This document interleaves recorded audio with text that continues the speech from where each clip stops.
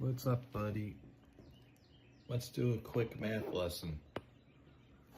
So I had this inverter on all night with the flashlight. It's at about 75%, and it was on all night.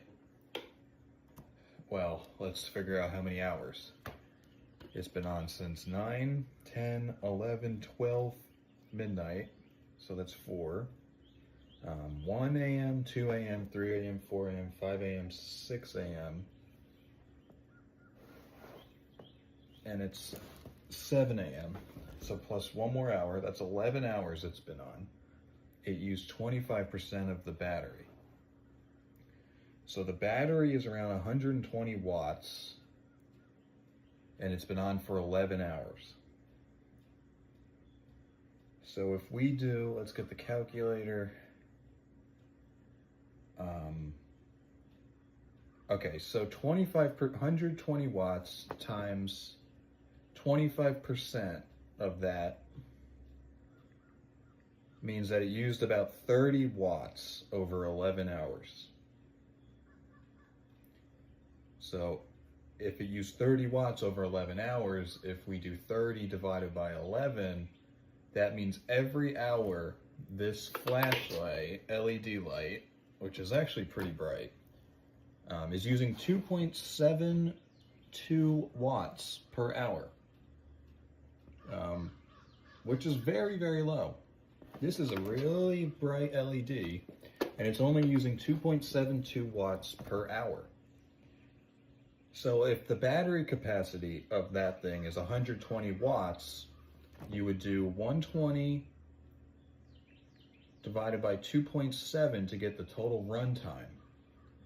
So for that to go from 100% to 0, it would take 44.4 hours repeating. 44.4 hours is how long that flashlight can last before it depletes the battery, roughly. That's really good. This is a lot of light. This is enough light to illuminate the entire campsite that I'm at. That's pretty impressive. That's the beauty of LED. Now, if that was an incandescent light and not an LED, incandescents use like 60 to 120 watts. And since that inverter is only 120 watts, an incandescent light would only last 2 hours at the most, if it's like 60 watt incandescent. But an LED lasts 44.4 hours. That's why LEDs are such a big deal.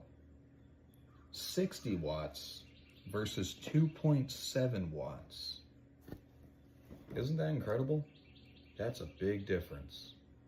There's a big difference between having 60 cars in your garage and 3 cars in your garage.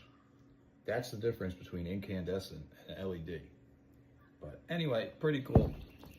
Just wanted to teach you how to do runtime and wattage off of batteries. Next we can get into amp hours, voltage. This is a 12 volt battery pack. So you can calculate runtime by seeing how many amps it's pulling. And then you can calculate runtime off of that just by dividing. So you would do 120 divided by amp hours and get the wattage usage, and then you would deduct the wattage uses from the total battery capacity. But pretty cool, pretty cool. Love you, buddy.